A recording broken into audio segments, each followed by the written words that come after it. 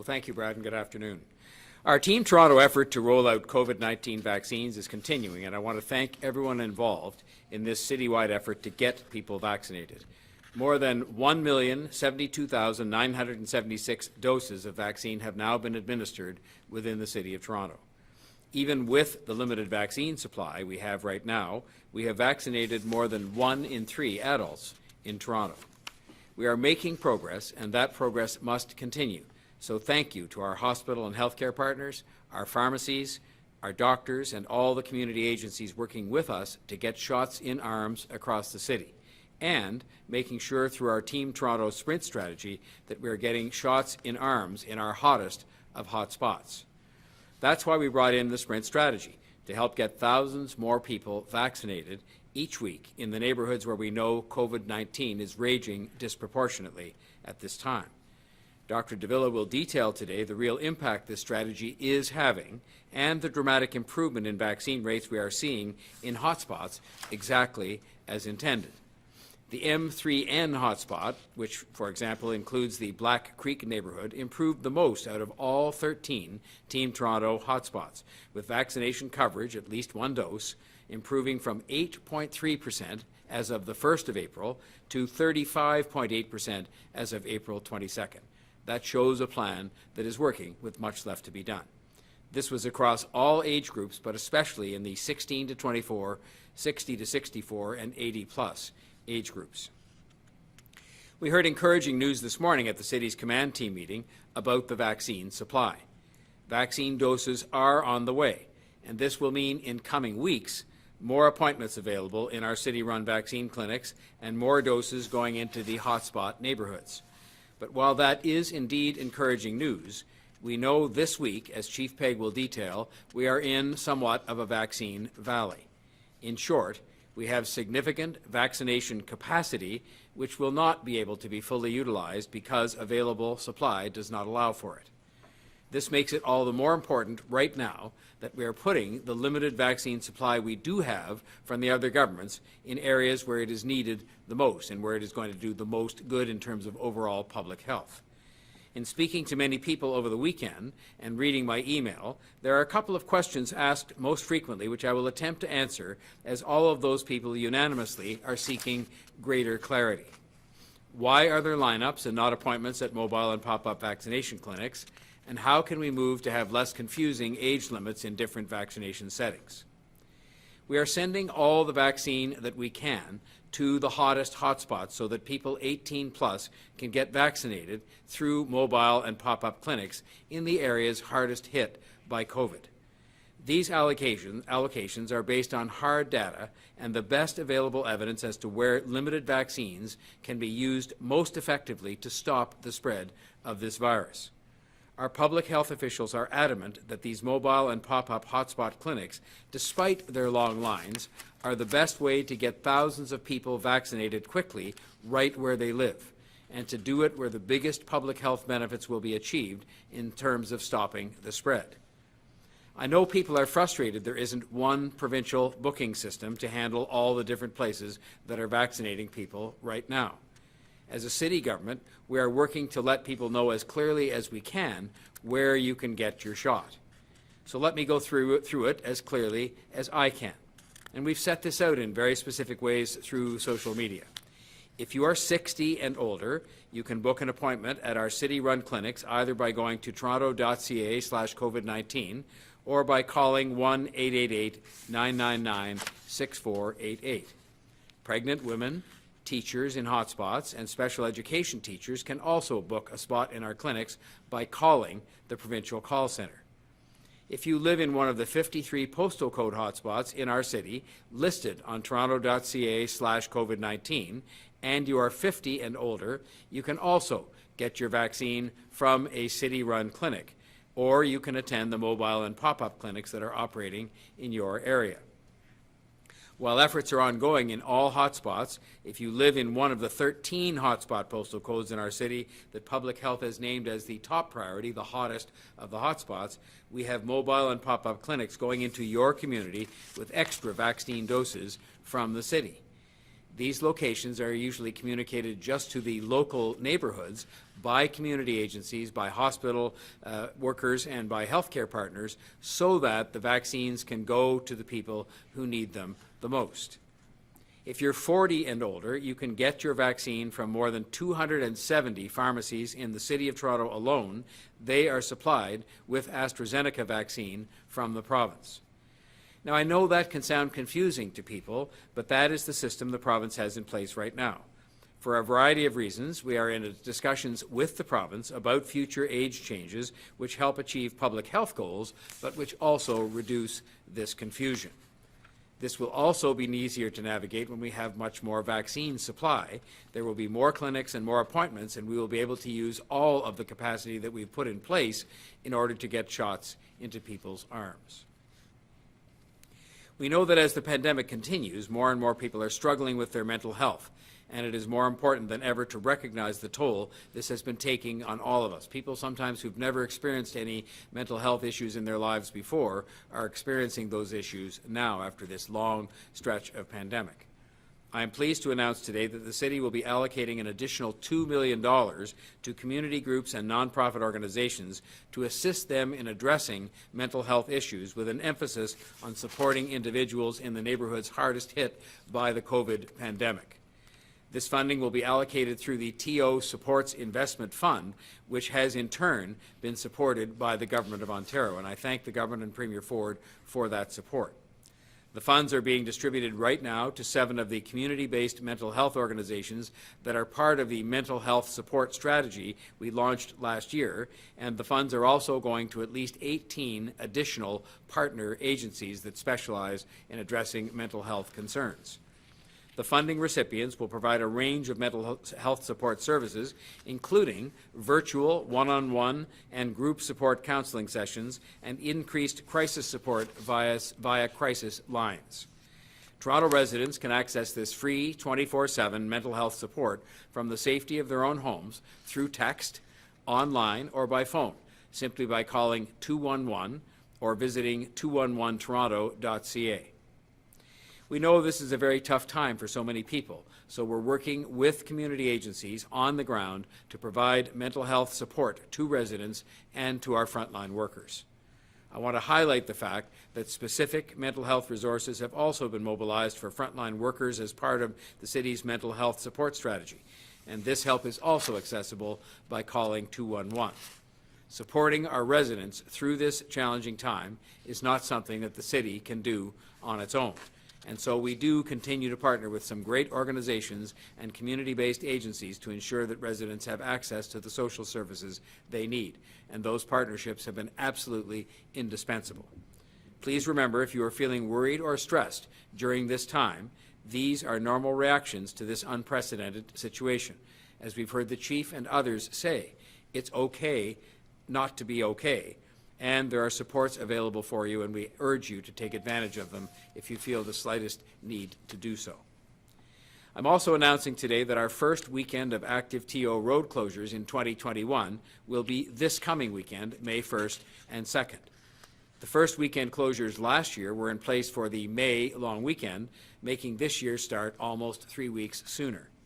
City staff will be closing Lakeshore East between Leslie Street and Woodbine Avenue, Bayview Avenue between Front Street East and Rosedale Valley Road, River Street between Bayview Avenue and Spruce Street. City staff continue to work on finding sensible and practical ways to include the much-loved Lakeshore West closure in this year's active TO program. Stay tuned. We are committed to giving people more places to get outside safely, to get fresh air and exercise, and active TO has proven to be a successful way to do that. I encourage people to get out and get active while following all the public health measures. Stick to just your household when you're out, and please keep your distance from others. This year, during active TO, we are also trying to draw attention to other places that are open for a bike ride or a walk or a run.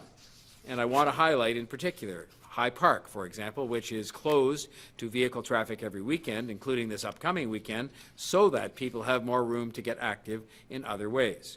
Secondly, the Meadowway in Scarborough. Thirdly, the Humber Valley Trail in Etobicoke. And fourthly, the Finch Hydro Corridor in North York. And also, I should mention the many museums that have green spaces available throughout the city.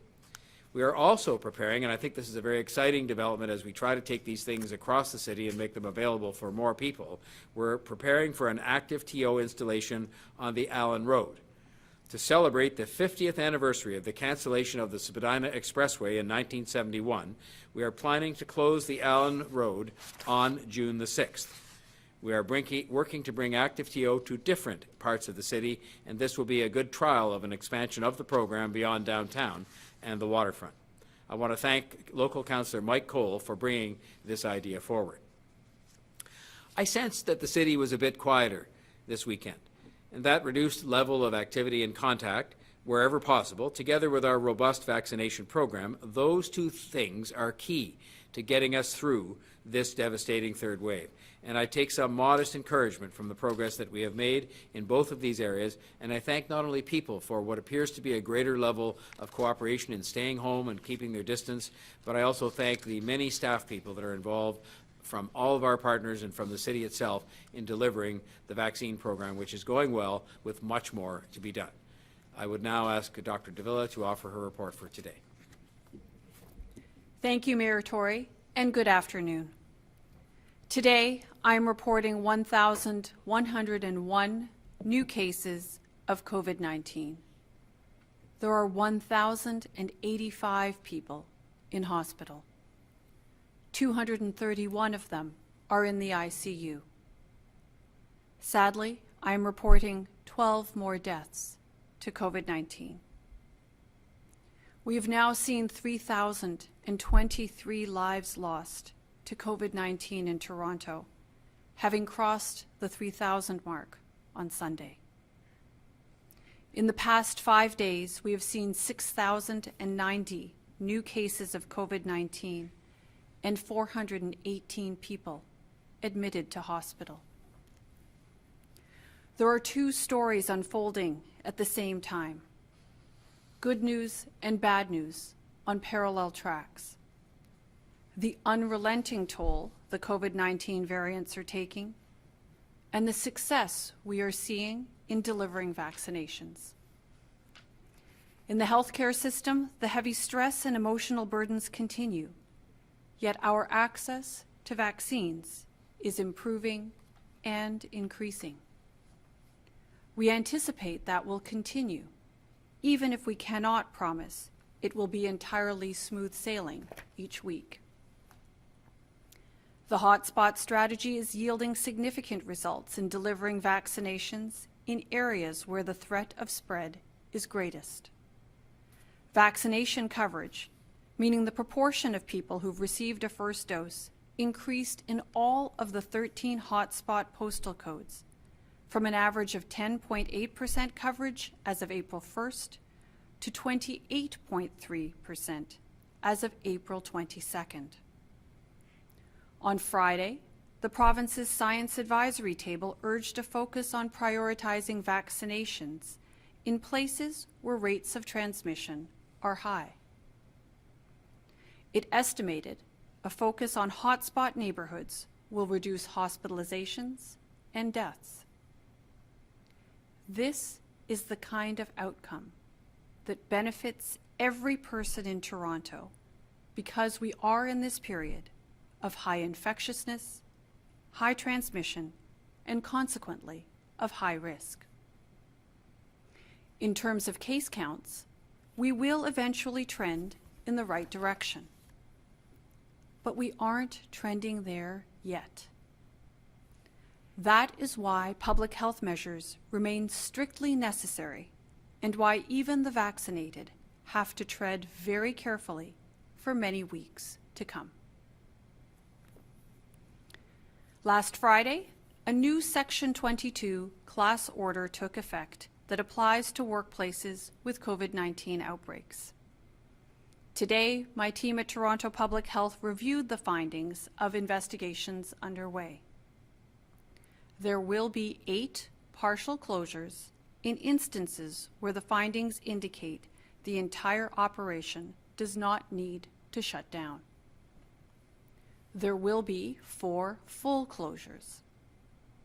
Instructions to these organizations are underway today.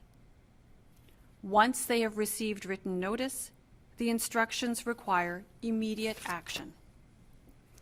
At that point, we will provide the names of the enterprises directed under the order. We will begin to post business closures later today after they have been properly notified.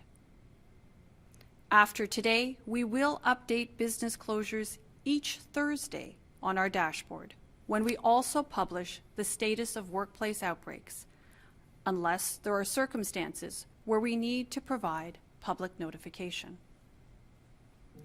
I hope people find reassurance in the existence of this order. It is meant to reduce risk on a carefully applied basis.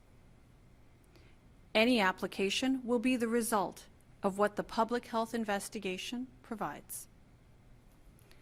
In that respect, there is a distinction between risks as it pertains to workplace closures versus public exposure that's worth clarifying.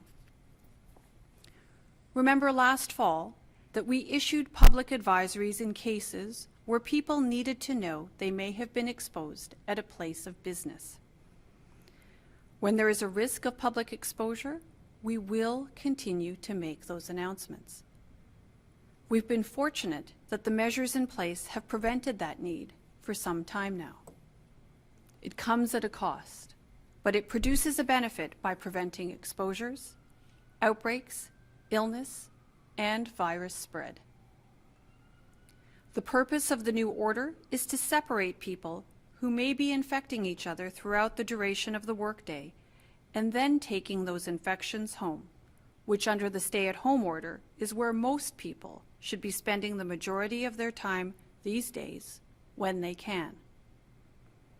In our experience tracking workplace outbreaks, at this time, the majority of the workplaces where the new order would apply will not often or usually be places where the general public goes.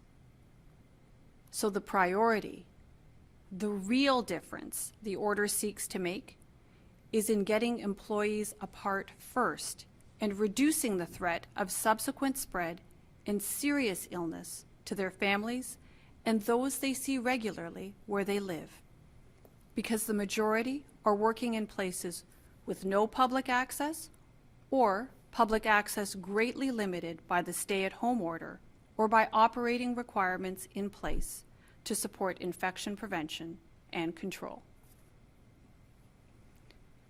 At this point in the pandemic, given the extent and the ease of transmission everywhere, I'm reluctant to characterize case counts as plateauing.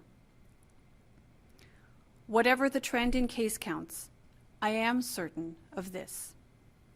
While 13 or 14 or 1,500 daily cases is certainly worse than 1,000, 1,000 cases a day is never going to be anything to feel good about, and certainly not something that we can accept.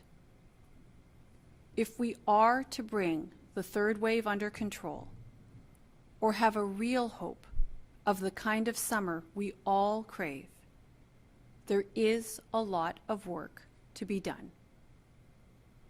The Section 22 class order is one targeted tool of many. The vaccination campaign is another. The outcome will be the sum of the many parts that we draw on as we seek to blunt the impact of the variants and surging virus spread in Toronto. With hard work and patience, over time, we can all help to reduce the surge and restore true public health for everyone in Toronto. With that, I'll now turn it over to Chief Pegg to deliver his remarks. Thank you, Dr. Davila. Good afternoon. The City of Toronto operates a network of 9 vaccine clinics strategically located across the city. The 9 city-operated vaccine clinics include Metro Toronto Convention Centre, Toronto Congress Centre, Scarborough Town Centre, The Hangar, Cloverdale Mall, Malvern Community Recreation Centre, North Toronto Memorial Community Centre, Mitchell Field Community Centre, and Carmine Stefano Community Center. These 9 city-operated vaccine clinics operate daily across Toronto, with people receiving vaccine from 11 a.m. through 8 p.m. 7 days per week. The 9 city-operated vaccine clinics operate on the basis of pre-scheduled appointments booked solely through the provincial booking system. These 9 city-operated vaccine clinics are augmented by a growing number of hospital and Ontario Health Team partner-operated clinics, including both mobile and pop-up clinic locations. While the city-operated vaccine clinics operate solely on the basis of pre-booked appointments and specifically assigned appointment times, pop-up clinics generally do not. For many of the communities that pop-up clinics aim to serve, our community partners and local host agencies explain that many clients are not able nor comfortable in accessing online or telephone-based booking systems. Accordingly, pop-up clinics tend to operate on an in-person, drop-in basis as opposed to pre-booking appointments. Further, our community partners explain that for many, seeing familiar and trusted faces either in line to receive vaccine or involved in clinic operations builds both trust and confidence. I would like to thank and acknowledge the many vaccination partners and local community host agencies who are working together to vaccinate thousands of people each day.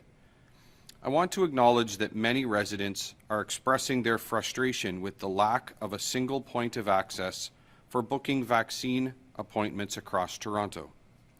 I know that the present environment can be both confusing and hard to keep up with. Most recently, I spent a considerable amount of time this weekend doing my very best to respond to resident questions and concerns via both social media and through our media partners. I appreciate everyone's interest, engagement, and patience as we all work to respond to questions and inquiries in as timely and effective a manner as possible. We are working hard to coordinate and streamline all the available information on a daily basis and to keep this information up to date on the toronto.ca/COVID-19 website. While the booking system for each of the city-operated vaccine clinics is consolidated into one single point of access, many of our partner-operated clinics do not use the provincial booking system for their respective clinics. Likewise, pharmacies also do not use the provincial booking system for their appointments. As such, we encourage everyone to monitor the following sites for accurate and up-to-date information on booking vaccine appointments: toronto.ca/COVID-19 for all city-operated clinics, vaccineto.ca for hospital and Ontario Health Team operated clinics, and the relevant pharmacy website for appointments in pharmacies. I'm very pleased that yesterday we were able to open another block of vaccine appointments in city-operated clinics. This block of appointments is available between May 10th and May 16th. More than 60,000 individual appointments are available that week.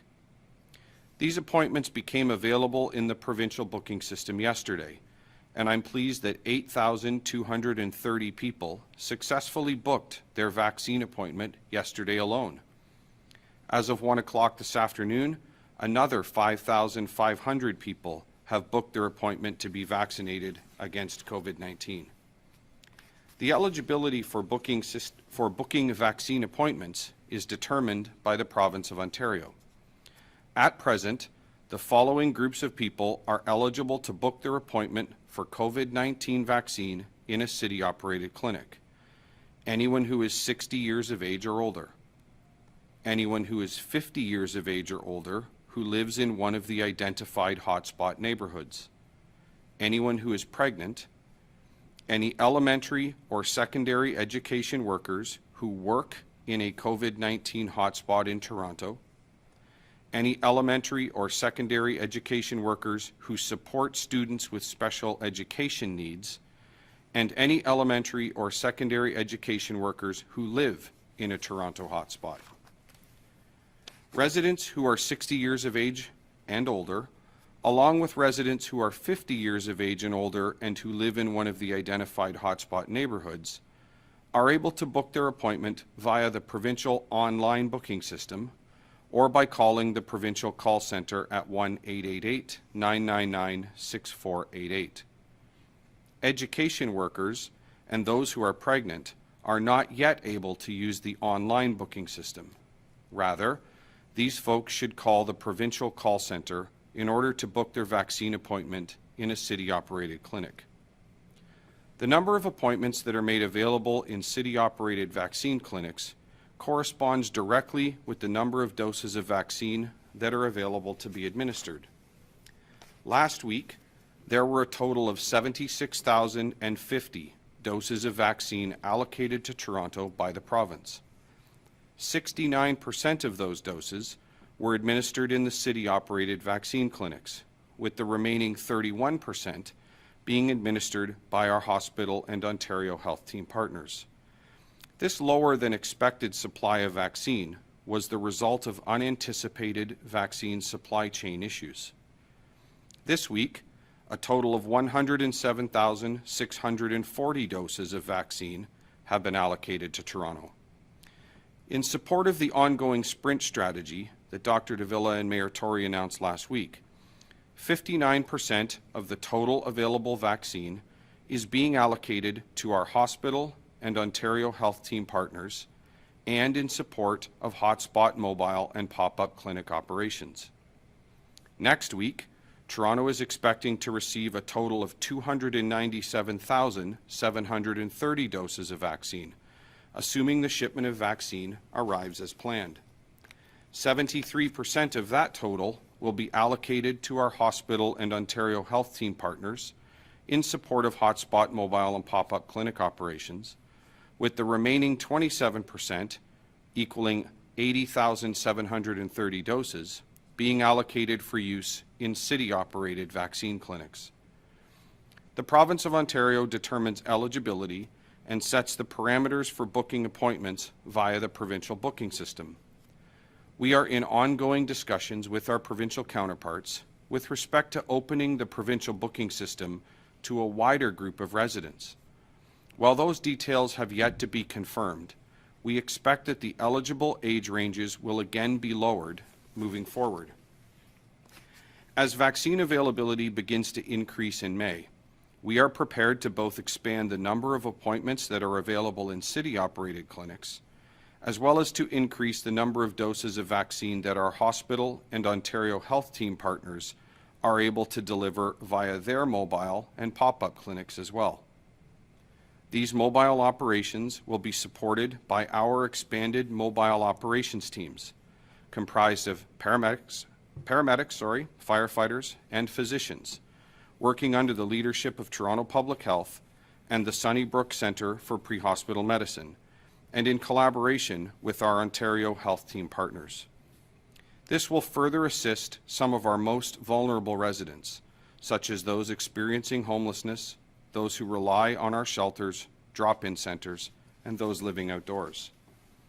Our Ontario Health Team partners, in collaboration with Toronto Public Health, will determine the locations that our expanded network of mobile teams will serve, along with the means by which each mobile clinic will be scheduled, booked, and communicated. This will ensure that we are best able to meet the unique needs and circumstances of each specific neighbourhood and population that we serve. Thank you for all that you do to help stop the spread of COVID-19 in our city. In closing, please continue to monitor toronto.ca/COVID-19 for the most up-to-date information on immunization in Toronto. Thank you. Thank you very much, Chief. Before we go to questions, just a reminder to please unmute yourself so we can hear your question, and we'll go first to John Chidley-Hill from the Canadian Press. John, go ahead. Good afternoon, everyone. My first question is for Mayor Tory, and maybe Dr. Davila will have some thoughts on it as well. Earlier today, Provincial Health Minister Christine Elliott said that the province is considering allocating 50% of its vaccines to hotspot neighborhoods. That would, of course, include several postal codes, in Toronto, and I was wondering how you feel about that proposed idea. Well, when I met with the mayors from the entire region today, the Greater Toronto and Hamilton area, this was one of the things that we suggested, was that there should be further efforts made to allocate even more vaccine to the hottest of hot spots, and this would be consistent with that, so that if the minister does that, I think it will be a good thing in terms of the benefits that we can produce from that allocation, in terms of reducing the spread and addressing the problem where it's at its most acute, and it's consistent with science advice that we've all been receiving. So in that sense, I think it's something that's entirely defensible and the right thing to do. And my second question is just John, I for think Dr. Davila, hang on a sec there, John. Dr. Davila wants to add something. Sorry, John, you were on to the next question, but I just wanted to add to the mayor's comment that certainly following the evidence and the advice that's coming from the science is the right thing to do. I do think that we have seen the Science Advisory Table provide their assessment of the literature and the evidence that exists, showing that actually prioritizing those hotspot neighborhoods can be seen to have the greatest impact in terms of reducing hospitalizations and deaths, and that's certainly something I think we can all get behind. Mm-hmm. Thank you for sticking with me, Dr. Davila. My second question for you is, you mentioned that there's going to be a total of 12 closures announced later today of workplaces, 8 partial or full. I was wondering, are you surprised at that number of workplaces that will need to be closed in some capacity? And what kind of impact do you think this will have on Toronto's infection spread? So, John, it's a new process that we're undertaking. I think we're all learning as we're going through. Didn't really know what to expect out of the gate, but certainly are hoping that it's this kind of targeted measure in concert with others, people following the self-protective behaviors, people sticking by the stay-at-home order as much as possible, and of course for people to go and get vaccines as soon as their turn comes up. It's the whole suite of these activities that we're hoping will make the difference, help us reduce the surge that we're seeing now, bend that curve, and really get us to the other side of this pandemic. So we're looking forward to seeing how our public health measures taken all together hopefully have that effect sooner rather than later. Okay, thank you, John. We'll go next to Matt Bingley from Global News. Matt, go ahead, please. Hi, good afternoon. Dr. Davila, I'm just wondering if you could just explain a little bit more the difference between a partial shutdown and a full shutdown of those businesses that are being under the Section 22. Sure, Matt. I'll do my best to do that, recognizing that each circumstance will have its own unique characteristics and findings, and it will depend on the specifics of the investigation. But the notion here is to try to focus the application of the order in a manner that actually reduces the risk. And I think the way I would describe it is it right sizes the solution or the application of the order to the circumstances that you see. So there's an investigation that has to occur in the case of these workplace COVID-19 outbreaks and clusters. And what happens is that the investigator understands and works with the workplace to figure out what's happening, tries to determine where the transmission seems to be occurring. And if there is a particular area that's affected, sometimes it's a section, sometimes it's a team, sometimes it's a shift. If the action that's required in order to reduce the public health risk and the risk of transmission, it can be that specific or that focused, then that's exactly what we're going to do. If, on the other hand, the nature of the investigation is such that there is evidence of a broader transmission risk happening, then that's the kind of thing that will lead to a full closure. Or if, in fact, the physical space or the layout of the workplace is such that the whole place is affected, then, of course, that would also require a full closure. The point here is to try to provide the most focused application of public health tools in order to address the risk that's seen in that workplace. Mayor Tory? And to follow, I'd just like to add to that, that I want the public to know that Dr. Davila and her team are spending an immense amount of time informing themselves about, and it's a complicated matter, the different industries, the different workplaces. If you just think about what was just said in terms of shifts and setup, physical setups of different places of work and so on. And I'm very heartened by that, because while I have no doubt that the right and balanced decision will be made in the interest of public health, which is her responsibility, that it is done in a context and it's done with information. And I think that that's what the people would want to expect from their medical officer of health and from their governments, which is that these things are done in the best interest of public health, but they're done with sort of full information, and it takes a lot of time to do that, and I commend her and her team for taking the time to do that when they've got many, many things to do. okay, now my follow-up for Dr. Davila. I'm just wondering, I know you're not releasing the names yet until you serve them with the notice, and I know this is a relatively new procedure that you're working with, but I'm just wondering if there's anything that you can sort of reveal to us through the course of the investigations over the weekend of trends or even patterns that you're noticing with the businesses that are affected by the closures in the 12. Are these repeat offenders? Are they ongoing outbreaks? Could you just elaborate a little bit more about what you're seeing there? So, Matt, I don't know that I can provide you with a fulsome answer to your question. I will tell you this. The investigators working on these situations are doing their very best to appreciate the circumstances in the workplace and are really focusing on reducing the risk of transmission within those settings. So that's first and foremost their concern. We'll look forward to understanding, are there patterns or lessons that we can learn? Because that's exactly what we've been doing throughout the entire pandemic, observing what our investigations reveal, and then using those lessons learned and the findings from investigations to help businesses inform themselves, to ensure that we're using the best infection prevention and control practices. Because at the end of the day, what we're trying to do in public health is actually prevent from transmission risk from happening in the first place. So, as we become more skilled in this new practice, we'll certainly use our findings from investigations to inform our own investigations and as well to help our businesses implement infection prevention and control measures to stop transmission risk from happening in the first place. All right, thank you. We'll go next to Mark Douglas from 680 News. Mark, go ahead, please. Thanks, Brad. I think I've unmuted this properly. You have. So question for Dr. Davila. Thank you. Question for Dr. Davila. Between the 8 partial and the 4 full closures, how many workers are impacted here?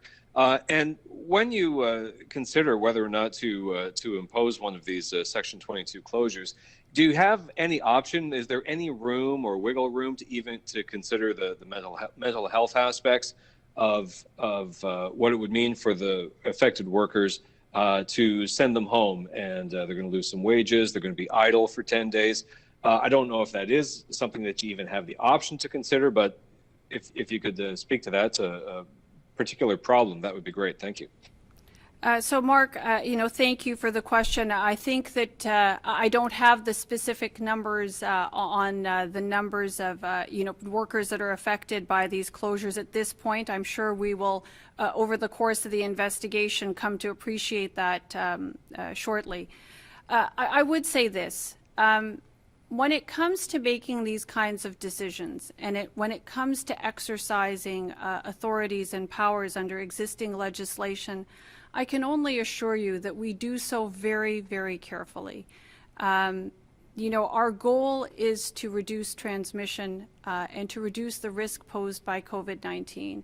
And, I've had the opportunity to, address a number of questions, and appropriate questions, raised by members of the public. The notion here is that we're really trying to stymie COVID-19 spread. The idea is not to create new problems for people to the extent that that can be avoided. So our sincere hope is that in doing this, we are able to control risk sooner rather than later, that we are able to use the findings from our investigations to better support our work to reduce risk, but as well to better support employers, businesses, and other organizations throughout the city so that they too can work with us towards controlling COVID-19 spread. I mean, there's no question that we all appreciate that bringing COVID-19 transmission under better control is not only good in terms of limiting the direct impact of COVID-19, but also has clear health benefits insofar as we can start to more rapidly resume regular activities, including regular business operations, as soon as possible. Thank you. Dr. Davila, a follow-up question then, not so much a follow-up, but on a different topic, if I may. Sunnybrook Hospital has dedicated 10 beds in a mobile unit to ICU care, and at least one patient has now been admitted. Do you believe Torontonians should expect to see more of this kind of reallocation of hospital resources from perhaps unexpected places into ICU care? And are you aware of any Toronto Public Health resources that could be dedicated to intensive care purposes? Well, Mark, I think that first and foremost, I will commend my colleagues within the healthcare system for the incredible work that I know they are doing to provide the best quality care to all comers at the acute care system, whether it's for COVID-19 related issues or all the other medical issues for which people seek and need acute care. I've spoken to a number of colleagues that work in clinical medicine, that work in hospitals and in the various parts of the healthcare system, a little different from public health. I know how very exhausted they are, and I would tell them that the entire team at Toronto Public Health is sending them good wishes, as well as good wishes, I should say, to those who are actually receiving care, and are certainly working as best we can to try to prevent more cases from emerging as much as we can. With respect to what resources we might be able to provide to intensive care units, again, public health practice is rather different from acute care practice. We certainly are supportive and seek to do our best work. Our best support, really, for healthcare is for us to prevent cases of COVID-19 to the greatest extent possible. That, I think, is our major contribution. But of course, if we are all part and parcel of the same health system, and are eager to help in whatever way we can to address some of the heavy burden that is being felt by our healthcare partners.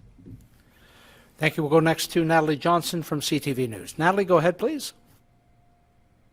Hi, everyone. My first question is for Dr. Davila, and maybe Mayor Tory wants to weigh in as well.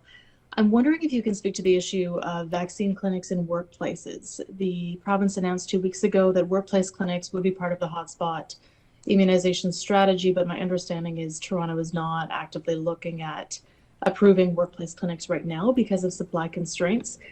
So what can you tell me about that, and why the strategy to not divert some of the existing supply to essential workplaces? So, Natalie, thanks for that question. You're quite right. Supply is a major challenge at this point in time. And in keeping with the advice of the Science Advisory Table, the Provincial COVID-19 Science Advisory Table, we have been directing the resources that we do have towards hotspots. Exactly, you heard the mayor speak about our hotspot strategy. You heard me mention that as well. And the advantage that there is to having this hotspot strategy, first and foremost, it's supported by the evidence as articulated by the COVID-19 Science Advisory Table. And I would further say that it provides us access to essential workers. So vaccines are being provided to essential workers in those neighborhoods where they live. And the bonus to that is that we are then simultaneously able to provide that protective benefit of vaccination to those with whom they live, right? So it's essential workers and their households that are being covered through the current approach. Of course, as supply becomes more available, we can then start to explore what other avenues there might be that we would pursue to help get vaccine to essential workers all around the city. I should just add to that, Natalie. I think you'll be aware of the fact that we did indicate our intention to pilot in a couple of workplaces, but this is really, again, constrained by supply. I think the model that they're using in Peel is interesting, and we might want to take a look at that, but all of this is predicated on having adequate supply, and for the moment, I think we've made it very clear that our priority has to be on the hottest of the hot spots. We're making huge progress with that, as evidenced by the numbers that we've talked about today, and we'll continue to do that, but we did indicate we would explore workplace vaccination when supply permits and when we can find the right way in which to do that. Thank you. My follow-up is a question for my colleague Mike Walker, who wants to know, for the areas that have been deemed hotspots but still have not had any sort of large-scale vaccine pop-up clinics, when can residents expect ramped-up pop-up clinics or mobile clinics in those areas? So, Natalie, you won't be surprised to hear that our ability to provide a greater number of pop-up or mobile clinics as part of the Team Toronto vaccine campaign is going to be dependent on vaccine supply. There's no question that we are seeing benefits from the hotspot strategy. The mayor just referred to that, and there's lots of capacity within the system. So capacity isn't the issue. Right now, it is a question of getting appropriate and adequate vaccine supply in order to allow for us to be able to deliver more vaccines to more neighborhoods and hopefully to get us to the other side of this pandemic sooner rather than later. All right, thank you. We'll go next to Dave Ryder from the Toronto Star. Dave, go ahead, please. Hi, all. First question for Dr. Davila, and I'm hoping to sort of wrap two little ones into the same because it's the same topic, is on the full and partial closures, is there any estimate on how long they will be? In other words, what do you need to see, or is it a certain number of days? And wrapped into that is some people will be cheering the closure of workplaces to stop the spread, but not the employees who, many of them, I'm assuming, don't have access to paid sick days. So have you heard anything more about what the province plans to protect those people, many of whom will now find that they have to be off the job for a while? So, Dave, let me suggest that the mayor may have more to say on the second part of your question. I haven't heard anything specific. In respect of the duration of the closures, you'll note that the order calls for 10 days. But of course, it always depends on what is happening in the unique circumstances of that workplace. You have to actually investigate and do the actions or take actions in concert with the evidence that you find and the assessment that's conducted on the workplace. So, but the terms of the order are such that, in most cases, you'll be looking at a 10-day closure. And again, there's always that opportunity to look at what the circumstances are in the workplace and adjust as need be, the focus being controlling public health risk and the risk of transmission. I don't have any details on the impending provincial announcement with respect to timing or substance, but express the hope again, and we, as mayors in this region, also express the hope today that it would be coming as soon as it can, and that it should be simple, that it should be very timely, and that people can get that money into their bank accounts right away so they can feed their families and provide for their needs. And finally, that the quantum, whether on its own or put together with other benefits, will be sufficient to provide for a reasonable amount for those families so that they can meet their basic needs. Thank you. I'll aim my follow-up at Chief Pegg. Chief Pegg, I just want to decipher what you were saying about looking at the age ranges as we get what sounds like a steeply ramped up amount of vaccine. As I understand it, and I just want to confirm, you're saying that as far as the 9 city-run clinics and the general availability, which is now for anyone 60 plus, that if the increased vaccine comes through, that would be lowered. And if what I'm understanding is true, do you know what it be lowered to? Would be looking at 55 or 50? Yeah. Hi. Good afternoon, Dave. So not necessarily are those two things, being vaccine availability and the provincial booking system. They are not directly linked or solely linked. Would probably be the better way to say that. The province of Ontario, and that of course is in keeping with all of the advice, as Dr. Davila has explained, with the provincial science advisory table, the vaccine allocation tables, and all of that expertise. They are working every day looking at the provincial picture with respect to eligibility and what makes sense next. So I can say that we are in discussion with them. As you heard in my remarks, certainly my expectation is that we will see at some point in the future, we will see the province expand the eligibility, and I believe that will come in the term by way of making younger people eligible to book via the provincial booking system. I don't have any visibility at this point with respect to what those numbers are, other than to say that they undoubtedly and reasonably will come from the advice provided to the province of Ontario by things like the Science Advisory Table and each of the medical officers of health. Dr. Davila may wish to add to that. I'm not sure. No, I think you've covered it pretty well, Chief.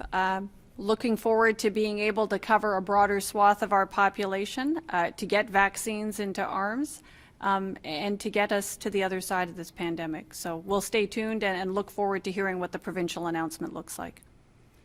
Okay, that actually was our last question, so thank you very much for joining us. That concludes today's briefing. Our next scheduled briefing will be this Wednesday, April the 28th.